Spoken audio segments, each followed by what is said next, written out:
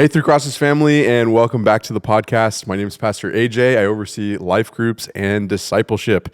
Today, we are continuing our series in the book of James. If you're following along at home, go ahead and flip to James chapter 3. We're looking at verses 13 to 18 today. But before we jump into this conversation, we wanted to let you know about what's going on at Three Crosses. First, fill out our podcast survey. Go to threecrosses.church/podcast. Tell us who you are, where you're listening from. We'd love to put a free gift in your hand.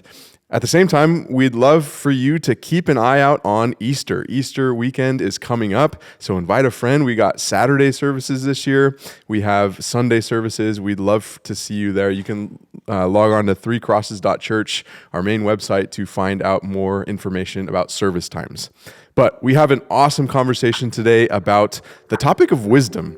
What's going on in James chapter 3, verses 13 to 18. Excited to jump in this with you. And so with that, let's go deeper.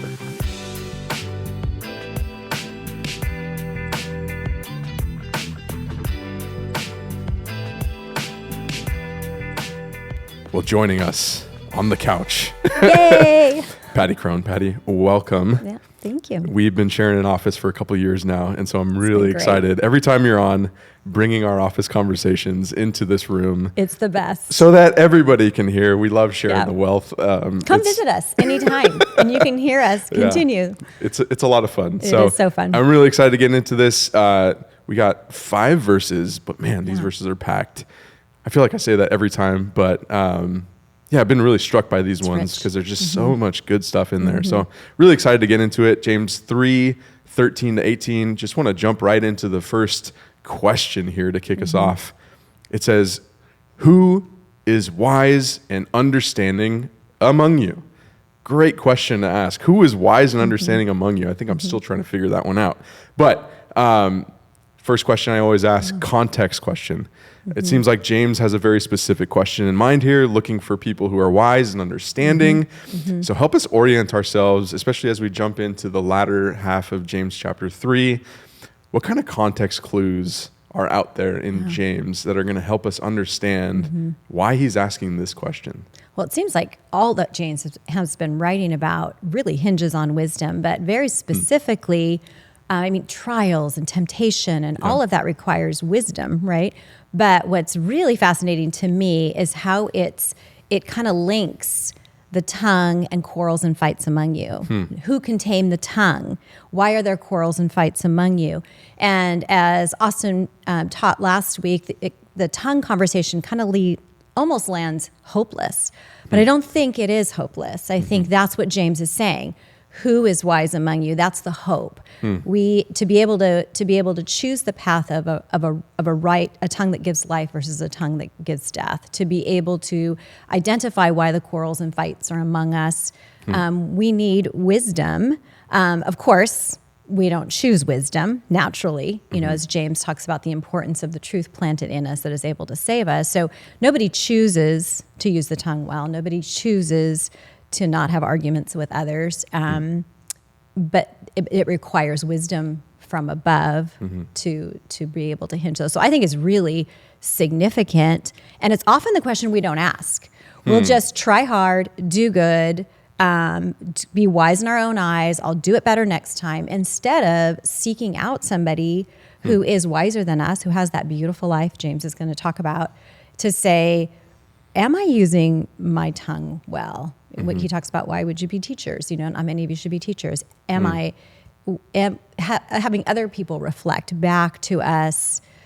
He's turning us towards each other to build the community. Yeah, and if you're looking at your own Bibles, you can see it's bracketed by the teaching conversation, the tongue conversation at the top, and then we get this passage right here, and then what you're saying is fighting and quarrels is right underneath it. Absolutely. So it's sort of like this sandwich that fits right in the middle, talking about wisdom. And I love that because, I think the question is like, many of you shouldn't become teachers. Who can control the tongue? And so you're like, man, this is really hopeless. Yeah. I don't know who to go to. What kind of teaching should I listen to? And then it's like, actually, you need to be looking for wisdom. So I've been kind of having that in my mind as I've been walking through and sitting in this seat, listening to people process James. And it's been pretty cool how James, he lands on that like deeds passage, and then it seems to like, all right, let's go back to the tongue, and then we're going to talk about things that come from heaven. And if you look in James chapter 1, right before he talks about slow to speak, slow to anger, is stuff that comes from above. So it's really interesting how he's like processing these things. I want to return back to the conversation last week, because if you listen to Austin and Nash talk, just a lot of powerful stuff about the tongue. And I was interested in the two like punchy questions here. So the first one is, many of you should not become teachers. And there's this conversation about like who can control the tongue. And then now it's like wisdom. And I was thinking like, what is the difference between like teaching and wisdom? Because I can imagine like sitting down with somebody, hearing their conversation, like listening to them, and them like dispensing wisdom through their teaching. So I feel like they're connected, but like it seems like there's a distinction here.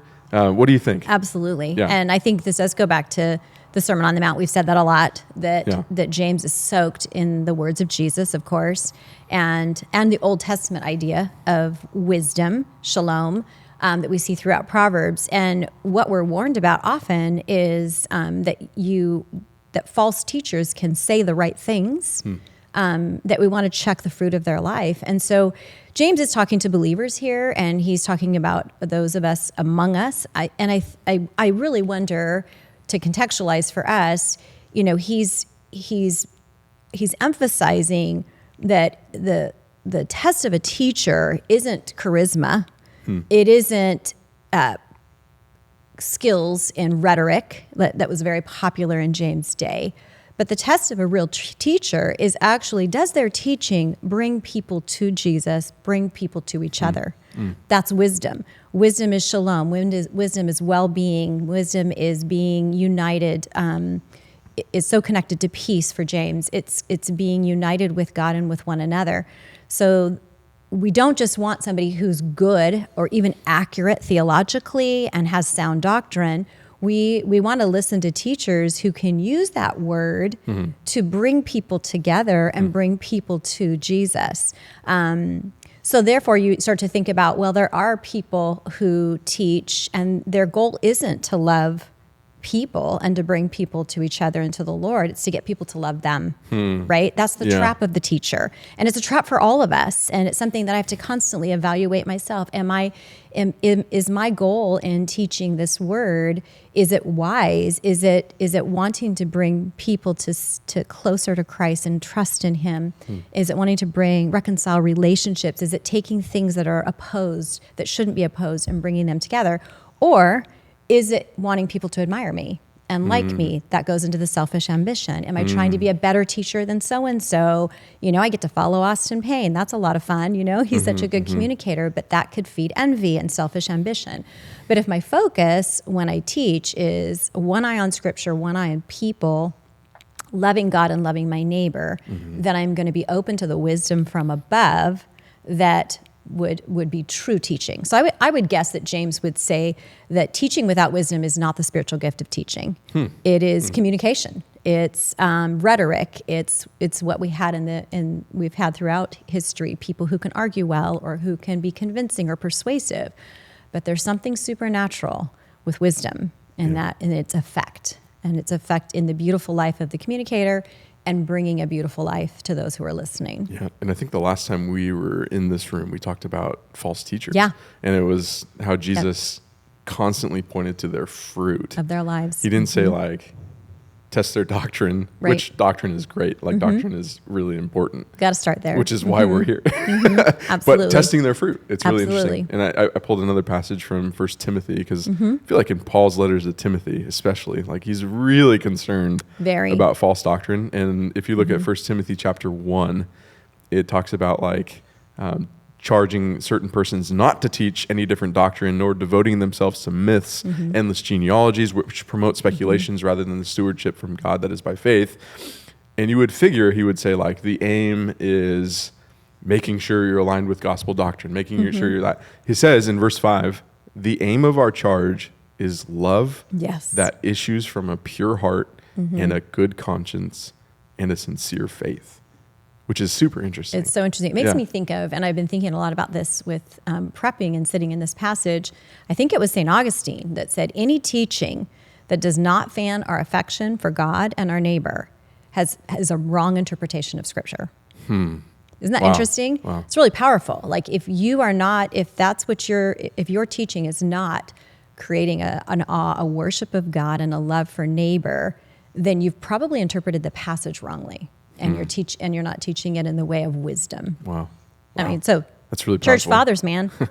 I love that, Augustine. Thank you, St. Augustine. Most of his ideas are pretty great. Go look up St. Augustine. Like all of us, none of us are Jesus. None of us are Jesus. Yeah, but even with Augustine, I mean, he lived in a moment. You probably had to check his fruit. You know, you got to look at the fruit. Any teacher. And this is why social media teaching is so challenging. Having an online community, you know, it's great if there's a season in your life where you really can't get out. But we need to know our pastors. I remember something really powerful Tim Keller said once. He said, you can begin at a church and think a pastor's teaching is phenomenal and he's the best teacher on the planet. And then you get to know him and his life doesn't seem to line up with his teaching, and all of a sudden his teaching is not so great. You can also sit under a pastor whose teaching is, but your life is changing. You see his life is beautiful, and all of a sudden he is the best teacher you have ever heard. So there's something to even us internally that resonates with that. And so I just think that's really a check, right, for all of us. Is our life lining up with the beauty of the gospel? Yeah, and I think that perfectly explains where he goes next. After this question of who is wise and understanding among you, he follows that up by saying, let them show it by their good life, by deeds done in the humility that comes from wisdom. And so, just reiterating again, as I was reading this, I was thinking like, all right, if I'm looking for somebody who's wise, I'm probably just going to sit down and talk with them and like make evaluations based off what they say. And yet I feel like James is continuing his argument. Like he's been talking about deeds and the place of deeds as it pertains to faith. And it takes center stage again right here. It's like, who is wise and understanding among you? Let them show it by their good life and deeds done in humility. So not their words. Yeah. For a second here, like let's put on James's hat again. An episode earlier, we invited James into the room. Nice. Why do you think? Yeah, take a seat on the couch, James. You're welcome here. Why do you think that James highlights the good life and deeds done in humility as the evidence of somebody that's wise and understanding among you? Yeah, I mean, again, going back to Sermon on the Mount in Proverbs, the mouth speaks of what is the heart, but sometimes the mouth can hide what's actually going on in the heart, right? And I was talking with Jeff about this earlier today, and my husband, and he immediately thought of Barber Don. He had this barber growing up who was just the most amazing believer, gentle, quiet soul, good deeds, faithful deeds, like stepping out in faith and courage. He was a generous man, all the things that James lists. And he just quietly had a little barbershop downtown Reedley, and Jeff said, I learned more from Barber Don, I'm going to get emotional, than from any pastor I've ever had. Wow. And I was like, that's what James is talking about. You know, that this beautiful life, you're drawn to it. You want to understand it. It's a beautiful life that we've all been created to have. And so that life needs to be, it's back to actions speak louder than words, right? And if the life and the actions do not add up or do not align with the words, then we actually need to be cautious, right?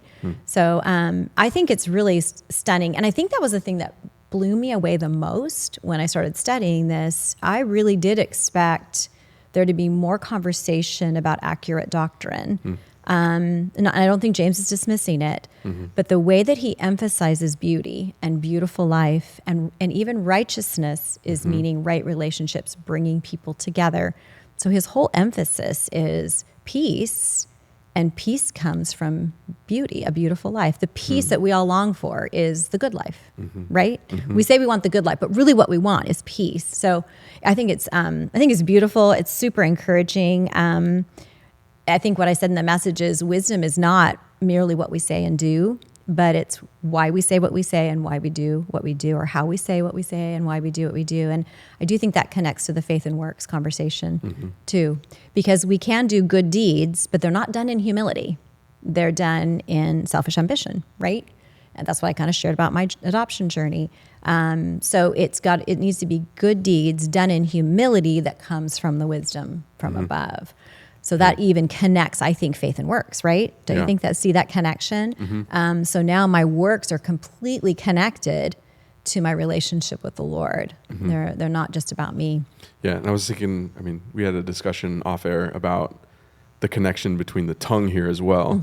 And it seems like James is making the argument that the tongue, or people who speak, that seems like the pinnacle, like the peak thing that controls everything else. And it's like, if you can't control everything else, why should I trust your tongue? Absolutely. So it's like if on the flip side, if you see like a non-good life and deeds done in selfishness, which we're about to get into, then why should I trust your tongue? You know? Goes back to the Keller example, right? Yeah. So if I've been sitting under a teacher that I've really loved, but I get close to them and I see their life and it doesn't match, I am going to start, hopefully, have the wisdom to say, this is not really somebody who I should be listening to. Yeah. It's a high calling. Yeah. Another passage that it sparked in me was Hebrews 13:7, which is, remember your leaders, those who spoke to you the word of God. It says, consider the outcome of their way of life and imitate their faith. So it's not even just listening. It's like sitting with them and like imitating it, imitating the good life, imitating Barbara Dawn's life. Shout out to Barbara Dawn if you're listening. Barbara Dawn. He is with Jesus. If he could somehow, he is cutting hair in heaven. So he is listening. But I don't know. Do we need haircuts in heaven? Ooh, that's a great question. That should be on our next our new body, heaven and hell question. Does our new body, is it so perfect that you don't have to style it, you don't have to cut it? That'd be pretty awesome. Then Barbara Dawn would find something else beautiful to do. I am absolutely sure. I got to meet him a couple times. He actually did the first haircut for our son. Our son's first haircut. I have pictures. That's really cool. Maybe we'll need to post a picture of Barbara Dawn. Thank you, Barbara Dawn. Thank you, Barbara Dawn. Everything that you've done and what you're still doing in heaven. So. Amazing. We take a bit of a dark turn here after talking about the good life and deeds done in humility, because it starts calling us out in terms of what is actually in your heart. So I'm going to read verse 14 through 16, and then we'll break it down. So it says, but if you harbor bitter envy and selfish ambition in your hearts, do not boast about it or deny the truth. Such quote unquote wisdom does not come down from heaven, but is earthly, unspiritual, demonic. For where you have envy and selfish ambition, there you find disorder and every evil practice. Wow. It's a loaded one. So we'll start with verse 14 here. Harboring bitter envy and selfish ambition in your hearts. It says, do not boast about it or deny the truth. A couple of really cool connections that I found here. James 3, 10 through 11 talks about this spring idea of pouring forth from the same spring, both fresh and salt water. And in that text, the word salt is actually unique. It's actually pikros, and it's not the normal word for salt. And it's actually the same word that's used here. Oh, so it's very interesting that bitter, pikros. For bitter. Yeah, so fresh and bitter water. So you're like, why did it again translate to salt? You may not make that connection, but there's something about bitterness that taints the spring. So that's an interesting connection. And then the second one, like, do not boast about it. We just talked about tongues making boasts. So again, connecting it to the conversation already at hand. And so I know we've talked about this too offline, but like, I wonder how many of us can start something in humility. And then over time, it begins to become described as this, like you're harboring bitter envy and selfish ambition. to the best of your ability, can you help us like with some gauges or some quote unquote wisdom to try and identify like how do we tell when we've crossed the line from something that is humble and doing it humble, and then entering into bitter and envy and selfish ambition. Right. And I think it is really slippery. What's also fascinating about that word bitter is envy is often used positively, of like God's jealousy. It can be translated jealousy. So God has a good jealousy, a jealousy for our good. I can have a good jealousy for my marriage where I would protect it, a jealousy, so James puts that bitter there on purpose, which then brings the tension, right? So I can start by wanting to protect something. And an example could be a marriage. I'm wanting to protect my marriage. I'm jealous for my marriage to be healthy. And then I start to become envious of another person's marriage. And then bitterness can take root. And then there's a selfish ambition that can then start fueling either fear or demands or distancing myself from great people. As I shared in the message, I think for me, it's very slippery. You can start off wanting to do something good.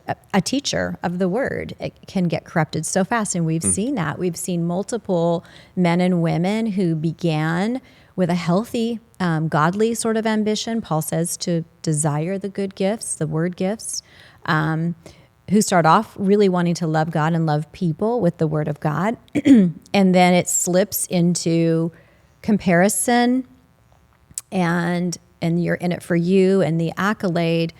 I would guess, at least in my life, as I shared my example of that first attempted adoption, when it begins to move into that bitter envy and selfish ambition, you start to see a restlessness in your soul.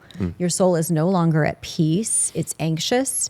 That starts to play out in your relationships. As I shared of my story, there was kind of conflict that was beginning to be in my marriage in areas that never had been there before. I was distracted from my priorities, because when you're motivated by selfish ambition, you're pretty relentless, right? And so I'm starting to miss what the things that were really important in my life, dismissing. I have so much regret in those early years of that first adoption attempt of missing out on some really special moments with my son because I was so busy searching the right kind of attorneys and, being so relentless about adoption. I was distancing myself from friends. You start to see the envy then causes you to not really enjoy somebody anymore. That's another test is I'm not really enjoying this person anymore. I'm starting to compare. I'm not grateful to God for how God made them and the life he gave them. I'm now wanting that life. And so gratitude can be the opposite of envy. Enjoyment of somebody can be the opposite of envy. So, I think those are all signs. The biggest challenge though is, like for me in my story, I got stopped by that unexpected pregnancy with Olivia.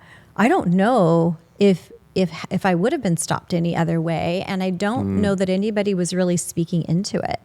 I wasn't letting people, and so I think we have to be willing to invite people into our ambitions to help us discern if they're holy or unholy. To help us know if the things that we're pursuing, what kind of disorder are they bringing to our lives? And so I just think we need each other. We need the Word of God for sure, and we need the presence of His Spirit to help us discern. But I think we need each other because we can slide in. We know when we've gotten to disorder.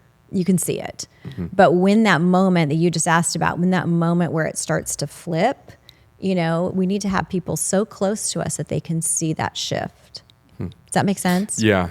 And I'm just fascinated by this because it is so difficult, right? The heart is so fickle in so many ways. And we're self-swindlers. Even if you are surrounded by people, like we have a ton of life groups going through this, like it is really easy to fly under the radar in a life group. Yep. And it's very easy to have these feelings of envy and selfish ambition and never expose them. And so it's like, And then it becomes difficult because sometimes the deeds outwardly are not reflecting what's going on. So it's complicated. We really have to stick to that Psalm 139, search my heart, O God, try me and see if there be any wicked, and some translations, anxious way in me, and lead me in the way of everlasting, that constant search, and be willing to name it, be willing to confess it. I think getting it out of the dark is really important. Yeah. And to say, this is a friend I've loved, and I'm starting to be envious now, and I can feel it. And confessing that. And I wonder if this is... Oh, and also I was going to say, in life groups, calling it, not giving each other passes. I think this is one thing I see that happens a lot in groups, is somebody will question their motive, and everybody will say, oh, no, you're doing a good thing. So many people probably would have told me, oh, no, this isn't envy and selfish ambition. You're, quoting James, your pursuit of adoption. Even if I were to start recognizing it, sometimes people will tell you what they want you to hear, what they think you want to hear. Does that make sense? So we also have to be a community that doesn't just quickly fix people and say, you are struggling with envy, tell me more. Instead of, oh, that's not envy, and that's okay, we all struggle. Like, no, James is taking this super seriously. Yep. This is divisive, it destroys people. And I think that's another important piece, is letting people feel the weight so that they can receive the grace. Yeah. So let's go there, because I think the seriousness of this is what I was thinking, because if you do take it seriously, then you're going to want to do the searching of the heart, the Psalm 139. You're going to want to be able to expose it to others. And he puts it on the level of denying the truth. Yeah. And so I'm like, oh my goodness, this isn't just like... having some inner problems. Like, you are elevated in James's eyes to denying the truth. And then he goes on to say, such quote unquote wisdom does not come down from heaven, but is earthly, unspiritual, demonic. Go James. Demonic. And so we have this introduction of this triad that we've met in a past series, the world, the flesh and the devil. Earthly, unspiritual. If it's not spiritual, it's the flesh. Demonic. So he brings in this triad that we've been talking about in our spiritual warfare series. If you haven't checked it out, go check it out. Definitely it's great. Check it out. I would even encourage you to understand this. Go to the first message of that series, because Danny unpacks it in a beautiful little diagram. But great visual. It's just so fascinating that he elevates this. And it kind of reminds me again of the other boasting conversation that he leads with the tongue makes great boasts, and then he says, like, it's also a fire, a world of evil, and it's ultimately going to be set on fire by hell itself. So it's like, James, you are taking this so seriously. And so help us understand a little bit about, like, help us paint a picture of the seriousness, especially I think, as I was thinking about this, I can understand having this, like, fleshly desire, this earthly desire, but, like, the demonic one. The demonic one is what gets us. So help us paint a picture of, like, what do you think James is seeing in this? Well, I think a lot of it kind of even actually goes back to the garden. So denying the truth, that is really what Eve was doing when she grabbed that fruit, which happened to be wise in her own eyes, right? It was wisdom. All the original sin goes all the way back to wisdom. And the desire to have wisdom apart from God.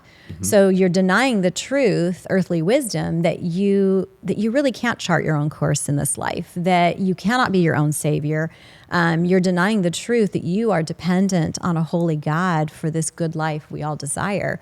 So you're denying that you belong to God. You're denying that you belong to others when you are operating in the world's system of wisdom. I think he's escalating on purpose from earthly to unspiritual to demonic, to really get our attention, because most of us will agree, oh yeah, maybe some of this wisdom comes from the world. I wonder if James is trying to bring us along and then boom, land us with, you need to understand that same wisdom that when Eve was wise in her own eyes and plunged us all into a world of envy and selfish ambition, that when you choose earthly wisdom over God's wisdom, when you're living by the systems and the ideas of this world, it is going to be opposed to the good life that God has designed for us. And it is going to lead right into the hands of the enemy, whose desire is to divide us, to destroy us, and to deceive us. Earthly wisdom is deceptive because we like it. It tickles the ears that James talks about. Back to teaching that tickles the ears. We like it. It feels good. We are naturally curved in on ourselves, but the reality is it's unspiritual. It will not build us up. We will not find peace and shalom. And we are now in the hands of, we're working in the playbook of the enemy. We are now, even in the story I shared, we are now being deceived. We are now being divided from the people that we need in our lives, and we're now moving towards destruction. And then I was thinking about this picture. I was thinking, when the enemy sees a church of quarreling and fighting or a lack of wisdom, because he is talking about believers here, he's like, okay, I've done my work here, and he takes off, and we don't have to worry about him bothering us or oppressing us, because we're already operating in his system. Does that make sense? We're operating in the world system that is ultimately destructive. And, some people think that James is being hyperbolic, that he just, is being extreme. I don't know that he's being extreme. I think this is really true. I think we sometimes think of demonic as, cultic rituals and, back to look at our spiritual warfare series. But Satan is an angel of light, and a lot of the most effective demonic work on earth looks religious. It looks pretty. I think of the divisiveness in churches now over politics and other kinds of things. Those are all playing into this earthly, unspiritual, demonic. And the enemy is having a win. I mean, he doesn't get the ultimate win, but we are allowing him in the door. Well, we're gonna, if you're feeling bleak out there, we're gonna get to the wisdom that comes down from heaven. Very specific language. We are setting up why we need it so badly. But we do have one more verse to get to in this negative light, and it's verse 16. For where you have envy and selfish ambition, there you find disorder and every evil practice. Another fun little connection in verse 16. That word disorder. I'm going to try double-minded. It's the same words for double-minded. What's the actual Greek? Unstable. It's akatastatos. Love it. Say that 4 times fast. Hey, I could read it. I can't really pronounce it, but that's okay. But yeah, throwing back to this unstable, double-minded, the restless tongue. It's that same word. Disorder. It's not every evil practice. And so I want to step away from like this happening in our lives, because it does seem like if you start seeing, according to James here, if you start seeing like this disorder, this double-mindedness, and every evil practice, like as a fellow Christian, my question is, what's the best way to approach that? Like, say you're on the receiving end of the life group, and you're seeing somebody engaged in some interesting stuff. You're seeing this disorder erupting. Maybe you're like, if you put it in your example, like you're seeing what you went through, right? From an outsider's perspective, like what would you have wanted somebody to like approach you with and call you out, or what is our role in helping identify this? Because again, going back to our previous conversation, a lot of this is really hidden. It is. It's very tough to spot, and so we kind of have to probe a little bit. So, what advice would you give to people out there that are wrestling with this? I think that goes back to the way James ends the passage. Blessed are the peacemakers, shouting out to blessed are the peacemakers, but those who sow in peace reap righteousness. That is the wise. The wise are not only able to see it happening, but they know how to address it. A lot of people can see it happening. And so to your point, somebody could have just in a very earthly way or in a way that they don't really know me, just flat out just confronted me. And maybe that would have worked. But a wise person would know me, would know scripture, would pray for the wisdom from above, would have the courage to move towards me, but likely in humility would probably work more towards asking me questions and helping me identify my envy and my selfish ambition for the purpose of bringing me back to the God I belong to and the people I belong to. Because ultimately, selfish ambition is saying, I don't have a father from whom every good and perfect gift comes down from heaven. I'm living orphaned. I'm going to live as if I don't have a heavenly father. So I think the person who is wise can not only see the problem, but they also have the humility and the faith to seek the wisdom of God of how to go, how to address it really well. So for me personally, like I said, I think somebody who had compassion for what I was experiencing, who identified with, this is in Scripture to care for orphans and widows, but was able to ask me, what's going on is there a restlessness part to this? Is the timing maybe not right? I think asking me enough questions to help me get to where I could begin to realize, wow, this is a faithless pursuit, not a faithful pursuit. But their goal would always be to reconcile me to God and reconcile me to others. It wouldn't be to have the last word, to be the one who did it. So many times we go into a situation and we want to be the one that says just the right thing. But the wise don't need to say the right thing. They just are present. One of the things that Jeff said to me before teaching this is he said, one of the best things you can do teaching on wisdom, Pattie, is just be wise. And I was like, oh, that feels like a high calling. But anyway, I'm kind of off track a little bit now. But okay. But the idea of just being present with people, knowing them well, asking them really good questions, and if that doesn't work, then being directly honest. This isn't looking like the right timing for you with adoption. Look what's happening around you. I would have probably responded to it. I hope I would have responded to it. That doesn't make them not a good peacemaker, by the way. Sometimes we use the wisdom from above and we move towards somebody who is experiencing disorder in their lives, and our goal is to bring them back to who they are, to their own identity, to their beliefs and their practices and their love of others, and they push us away. But that doesn't mean we weren't successful. We still were sons of God. Blessed are the peacemakers, for they will be called sons of God. What's really, I don't want to say funny, but interesting is that sounds like a person that I want to hear their teaching. There you go. Right? Somebody that I trust, somebody that's I can see their life, that like has been in the trenches with me, that has seen my life, that is able to speak into life in a peacemaking way. And in a wise way that like is looking for for everything that you just said, because that's where he lands too. Right. That's where he lands in verse 17. This is the transition into the wisdom that comes from heaven, that comes down from heaven. Is first of all pure, then peace-loving, considerate, submissive, full of mercy and good fruit, impartial and sincere.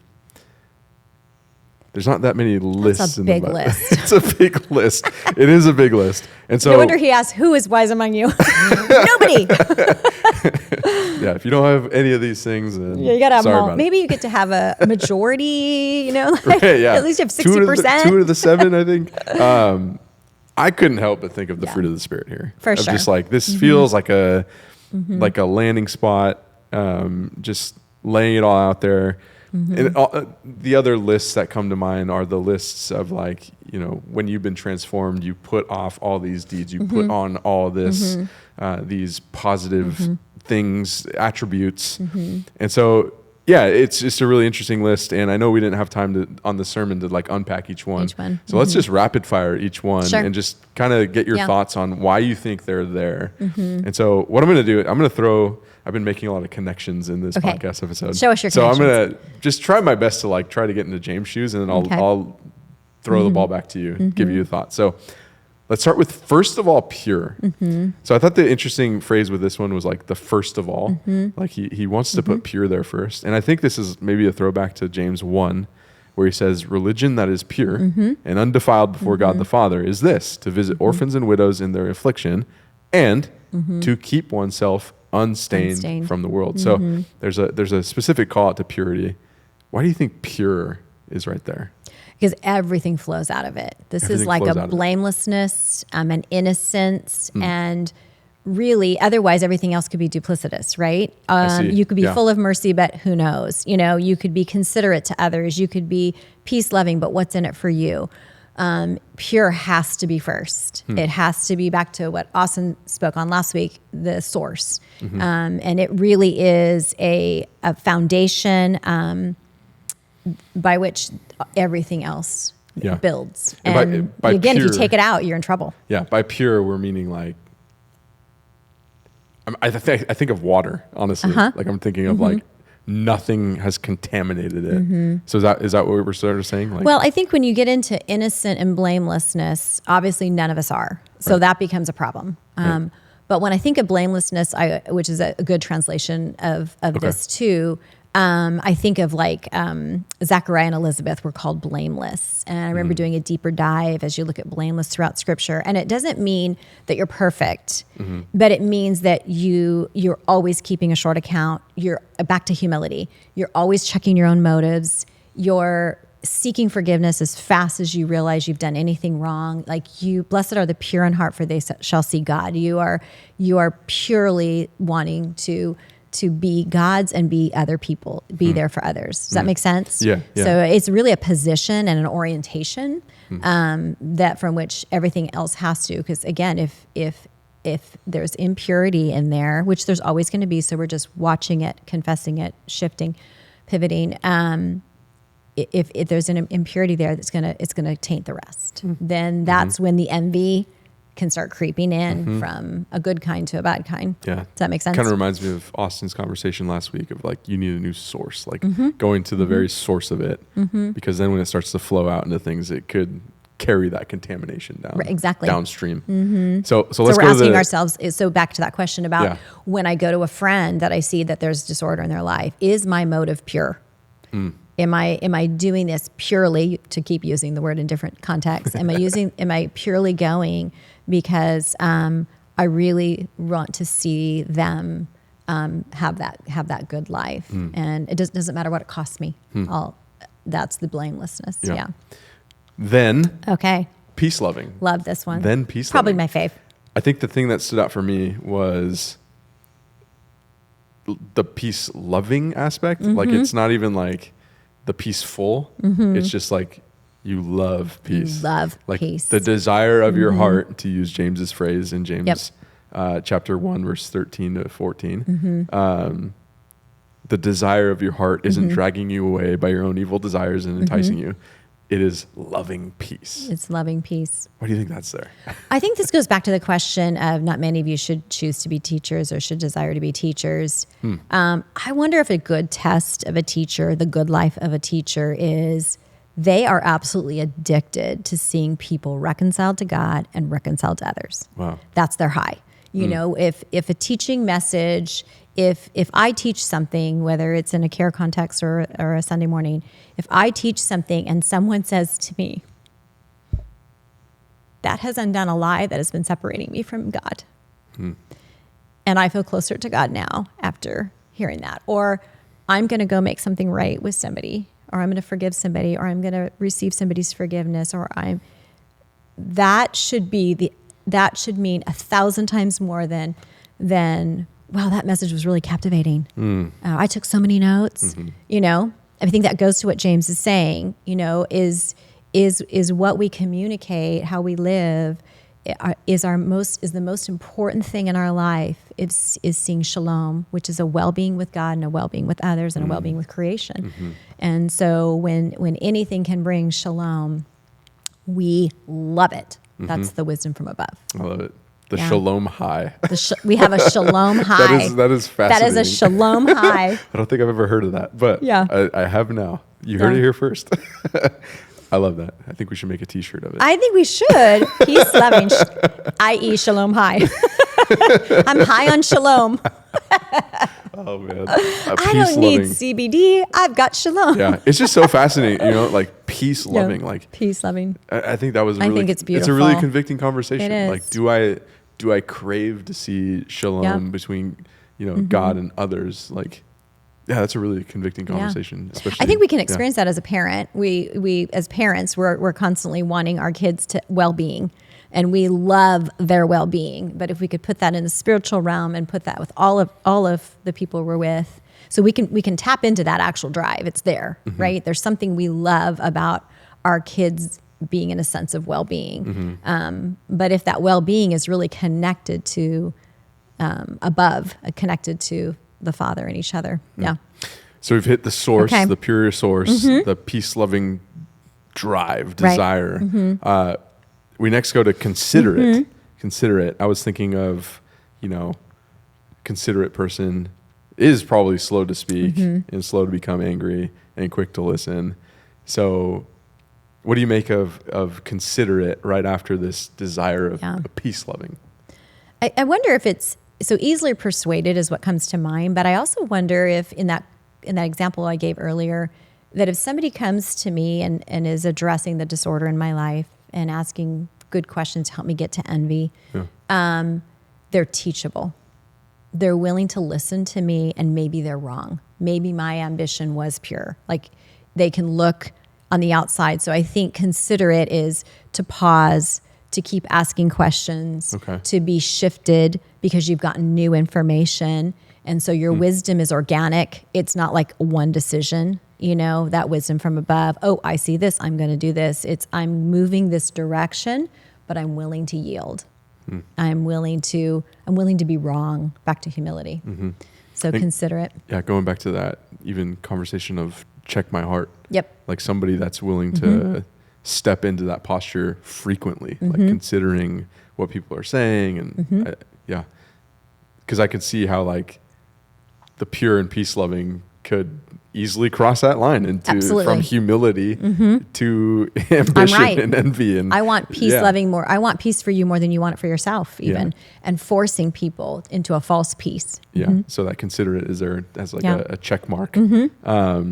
So let's go to this next one, submissive. I know that carries a lot of weight in our current culture, vocabulary, but submissive, I think of the conversation about the mirror, holding up to the mirror and then leaving and forgetting what you look like. But it's like, hey, do not merely listen to the word and so deceive yourselves.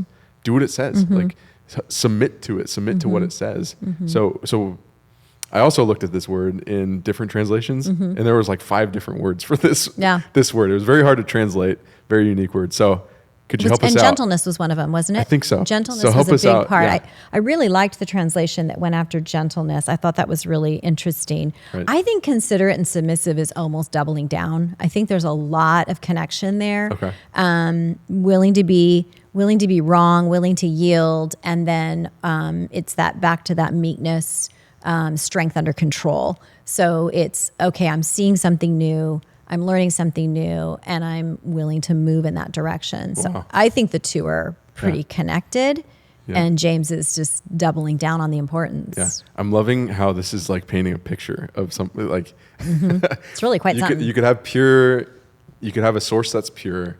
You could crave and desire and get high on peace, but then like it is an acknowledgement that you're human, so you need to be considerate of people's of what people are saying, of giving feedback, of what the Lord is convicting you of, and then you need to submit that to the Lord and walk into that. Yeah, you could get new information that could then sway you more towards earthly wisdom, but no use to get the new information and you pivot to like, okay, then what does the Lord say about this? And counseling will often think that somebody will have a presenting issue that they're looking for help for, but you ask enough questions, it's a totally different issue. So all the work I've done to address, say anxiety or depression, now I have to pivot, and actually under the anxiety and the depression is abuse. And so you're having to not only be considerate, but submissive to what is the Lord asking then of you in that moment. So let's move on to the next one, and I'll count 1 and 2. It's a combo, full of mercy and good fruit. Yep. So you're full of mercy, full of good fruit. I think mercy has all already... over James. Yeah, mercy has been all over James. He's a lover of mercy. Has taken a highlight in James chapter 2 in particular. Speak and act as those who are to be judged under the law of liberty. For judgment is without mercy to one who has shown no mercy. Mercy triumphs over judgment. And so full Love of that mercy and scripture. good fruit. There's a fight over whether mercy triumphs over judgment or God gives grace to the humble and opposes the proud is like the main idea of James.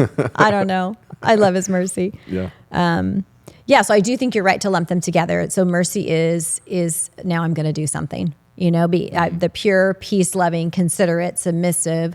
Okay, I've got all this information. I know what needs to be done. I'm actually going to do it. And not out of pity but out of compassion, empathy, wanting good for another. So full of mercy, and that mercy is fruit, right? It's deeds done by the power of the Spirit. So it is interesting how it just kind of progresses, right? So you could get to submissive and considerate and say, I'm out. I can tell this needs something different, but I'm not going to do anything about it. This is, in my example, abuse is going to be a harder journey to walk with somebody than depression in most cases. So am I going to be full of mercy and still move in and still move towards and love my neighbor? Yeah, I know that took a front seat in our mercy conversation. It was like, how does mercy differentiate from pity? Like mercy moves towards somebody and really leans into them, and so and values them as a human. They don't think they're superior. There's no superiority to it. There's a reality, that humility of this could be me, and this is what I would want somebody to do for me. Which I think ties directly into the next one, Right. which is impartial, which Impartial and sincere. I'm pretty sure sparked the whole mercy conversation. James 2:1. My brothers and sisters, believers in our glorious Lord Jesus Christ, must not show favoritism. So impartial. What do you make of impartiality? It seems like James really cares about this because it seems like, as I was tracking the trajectory of James, he's working on the heart, he's working on the tongue, but then it ultimately lands in deeds. And those deeds that he's really trying to address are how the rich and the poor are being treated in that context. So what do you make of impartiality in this position of this list? I wonder, I wish James was here and could stand there and say, yes, you're right, Patty, and applaud you. And I wonder if impartial is also just a reminder that we have our biases and to really check them and then move toward, because I think sincere and impartial go together. Check your biases, make sure your loyalty is to God alone. Yeah. And to the people he has made in his image.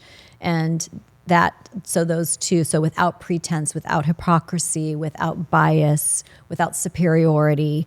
So impartial and sincere, I think, really do kind of go together. Yeah. In that as you are full of mercy, you're not superior, you're not pity, your love is really genuine for both God and the person that's suffering. And so that's what sincere means. I know a lot of us can really wrestle with sincere. That's the last one on this list, sincere.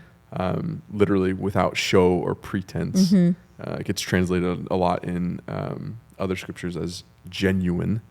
So any final thoughts on sincere? Why I think it lands as a plane on and this maybe list? This is more connected to impartial, but I think it's the two together. There's also a stability and a stableness to somebody who's wise that I think is that it's sincerity. Like I can count on you. You're reliable. I loved when in sermon review, I think Austin brought up and I got choked up. He started talking about when I was asking you all, like, who is wise in your life and who do you go to for wisdom? And he talked about his dad and his dad being so reliable, so steady, so trustworthy. So I think that is just incredibly beautiful. Like, you know what you're going to get. It's going to always be consistent. And so I think there's something to who is wise among you, the stable, the steady, the trustworthy over time, a good way to good test over time. They have shown their good life. Yeah. So and amazing. And a hashtag goals that your adult kids would find you to be the wise person they go to. Right, if my kids were to say that die and rest in peace, you know what I mean? Like, we did it. We're here. We put on your headstone. Or considered wise by your children. Considered wise by your children. Or our children were wise enough to know we're not wise and found somebody else wiser. You know, that could be something to applaud them for too. But anyway, I just thought that was really beautiful when he talked about his dad. I thought that was pretty cool. Yeah. I can imagine, going back to that second comment, I can imagine a lot of people listening to this list as we zoom out. We've gone through each of them and being like, man, I don't know if I have anybody like that. You know, like you're saying, like if your children don't see somebody wise, they're going to search for it. What would you say to somebody listening right now that's like, man, the person you just described sounds incredible. I want one of those. I want one of those in my life. I want somebody to speak wisdom in my life. How would you encourage that person? I think being involved in community is the most important piece. And as I shared in the message, I think I'm very grateful for so many that are part of our body here at Three Crosses. I think of our life group leaders. I think of our regen leaders. Man, they are peace loving. They want to see people reconciled to God, reconciled to themselves, reconciled to others, reconciled to creation. I think of those in our care ministry. So I think they're here. There is a high demand, AJ. This is kind of a segue, or a tangent, but there is a high demand for people wanting mentors. And I'm thrilled that this current culture is recognizing they need people in their life. But when anyone asks me about mentorship, I always want to ask them, what are you looking for? So I think the first thing we need to ask ourselves is, are you truly wanting wisdom from above? Or are you wanting somebody to applaud your decisions that you're already making? Do you want somebody with pom-poms in their hand who tell you how great you are all the time, or somebody that you can just process life with that just nods? Or are you really looking for someone who wants to give wisdom from above, pure, peace-loving, considerate, but submissive to God and not you? And I think if the answer is yes, I really do not just want somebody that has a beautiful life that will tell me all the things I want to hear and tell me I'm doing an awesome job, but somebody who will be both my encourager and my confronter. Then I think getting engaged in community is the most important place, because in our life groups, we are sitting around the wisdom from above. There are going to be things said in a life group that are not wise. We're all learning, we're all growing. Every leader is on their own pathway of developing wisdom. But I think that's the best place to start, is to get engaged in community, to be with people who are wanting to sit around the word and grow in wisdom themselves. And then also, I think we also have a culture, and I see this as a very positive thing, a better thing here at Three Crosses than other contexts. I think one of the other cautions is we're not a culture necessarily who values wisdom. So you're saying, yeah, people are listening to this saying, I want that, but so that's a good thing. But because we're in a culture that really worships youth and young, be careful what you're listening to. There is a reality that wisdom does come with age. That's throughout Proverbs. Now, that doesn't mean there aren't 80-year-olds that are not as wise as some 30-year-olds. I've seen it. I've experienced it. AJ, you are wiser than many people I know who are in their last days. That being said, let's not decide who we like. Right. Like, let's ask God who He wants to bring in our life, and let's be open to people who are quite a bit older than us, who've experienced more of life. Yeah. So I think it would be wonderful, and I'm not just saying this because I'm 60, but it'd be wonderful if we started to really more highly value those who have done a lot of life and their life is still beautiful. Yeah. Does that make sense? Yeah. And what's fascinating as we walk through this list, I didn't know what to expect as we walk through this. It was kind of like, how is Patty going to weave this in?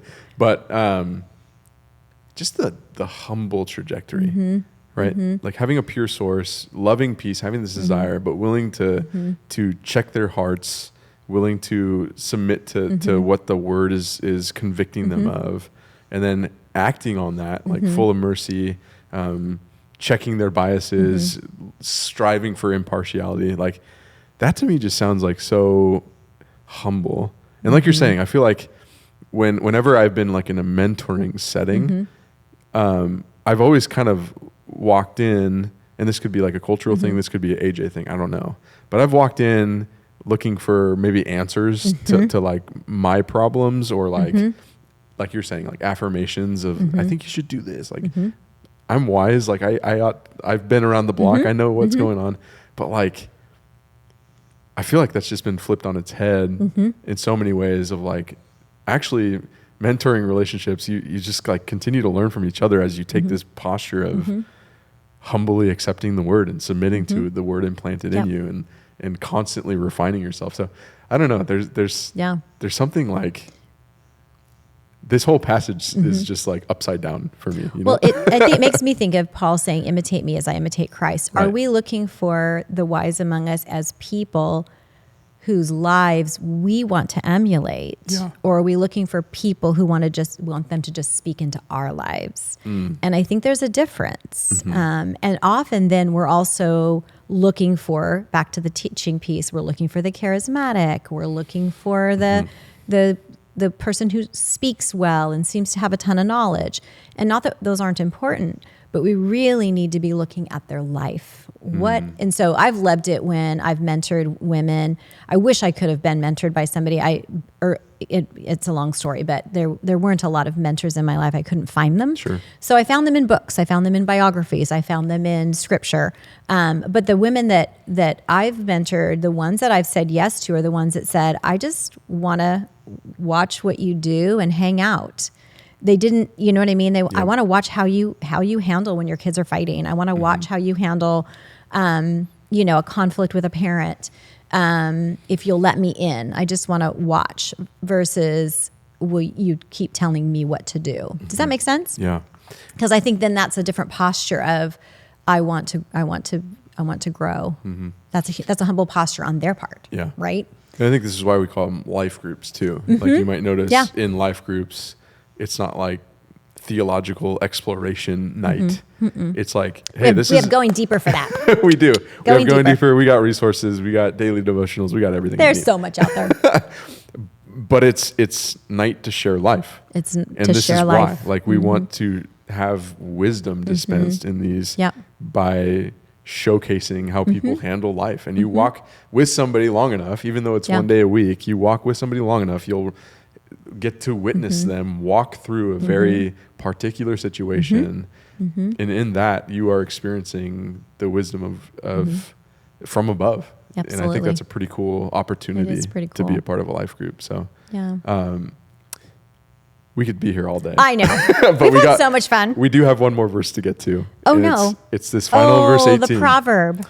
I love this one. Peacemakers who sow in peace reap a harvest of righteousness. And I love this. It's almost like he has these like final punchlines, sort of like the mercy triumphs over judgment. It's like, hey, as we leave this conversation, here's what I want to leave you with. Peacemakers who sow in peace reap a harvest of righteousness. So as you've been thinking about, sharing this message with our Three Crosses Church family, like, how do you hope this lands in terms of this commission to become peacemakers and to sow in peace? Because I know being with you for a couple of years now, I've learned a lot about peacemakers versus peace fakers. I think that's a phrase that you've introduced me to. But and peace breakers. Peace breakers, peace fakers, and peacemakers. That's such a great question. I think my dream is that, God is already trusting us, the bravery of God, with, hundreds and hundreds of people coming up this hill with broken lives and asking for help and saying, I want to know who this God is. So I think my heart would be that we become people who sow in peace and righteousness, which is wisdom. So I think whenever we see the word righteousness, the thing that needs to come to mind for all of us is right relationships. We often think of righteousness as doing the right thing. It's not simply doing the right thing. It's doing the right thing so that relationships can be restored. I think I'm sounding like a broken record, that we're restored to God and we're restored to each other. We're restored to creation. So my desire is that anybody could walk up this hill and say, this is a place where there's peace, and I want to know your wisdom. And I want to see that in action, and that we would become a community who are all sowing in each other's lives intentionally this peace that comes from wisdom, the wisdom that gives the fruit of peace, which leads to right relationships. So we become a people that are not just pursuing wisdom so my life can get better. We're not just pursuing ways to try to secure the good life for me, but we are looking for how can we together find and experience the fullness, the good life that God has for us, the beautiful life that really will transform the East Bay. It's a beautiful vision. And I know... Let's go.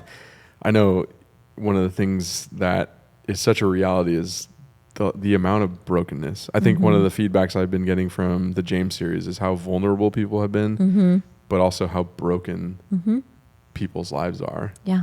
And this can be an intimidating thing of trying to approach people that have tremendously broken lives and intimidating lives. And so, audience, we're happy to announce that we have a new resource coming. We have a new resource coming to address the very same thing we've been talking about of like, how do I become a peacemaker? How do I approach somebody that is dealing with such tremendous difficulty? Because we're seeing it more and more. And so we wanted to throw a resource at you. It's going to be a part of the podcast family. Woohoo! So Pattie, I'm going to throw the mic to you. The podcast family is growing. The Three Crosses podcast family. So hit us with it. What do we got in store for We are going to be launching a new podcast called With Us, How Broken Places Become Holy Ground. And this is going to be a podcast where we're going to be talking about the different problems of life, things like depression, anxiety, trauma, anxiety, fear, and what it means that when we are with God in these spaces and we're with each other, that they truly become a sacred place where we all can change and grow. Yep. So yeah, it's wisdom for the problems of life. Essentially, we should have called it wisdom, but it was before this time. I was soaking in this text. So, but the idea, we really do love the idea. Paige Payne will be co-hosting with me. We'll be bringing guests on that'll be sharing their own experiences. So yeah, so be watching for that. Coming to your device anytime after Easter, I'm thinking. So yeah, With Us, How Broken Places Become Holy Ground. Well, we're super excited. I'm super excited to continue to hear more about this because it is such a loaded topic. And, you know, I think the question I'm going to leave with is how do we become people that are high on shalom? I know, right? Shalom loving. I think resources like that are going to help. I think it will. Just really helping people just crave the beauty of what comes as we strive for peacemaking. So, and it does speak to that reality that when people are bringing their hurts and their habits and the things that are hanging them up, when they bring those to us here at the church, what a profound opportunity to hold space, hospitality, hold space for the healer and the wounded. And that's really what the podcast is about too, is how do we hold space for people so that Christ can come in and be their healer, restore them back to their Father, and restore their souls. Yep. So, yay! And I'm really excited for you to be in this position now. So, you and Paige. So shout out to Paige. I don't know if I like that chair. Paige is great. So excited. Yeah. It's going to be a great time, and so we hope you log in and continue to check us out. So, Pattie, we did it. We did it. How quickly were we? We were under an hour. We were under an hour. We were, yes. Maybe. Yes. We'll see what the device shows, but that's okay. I tried. All right. Thanks for hanging out. Yep.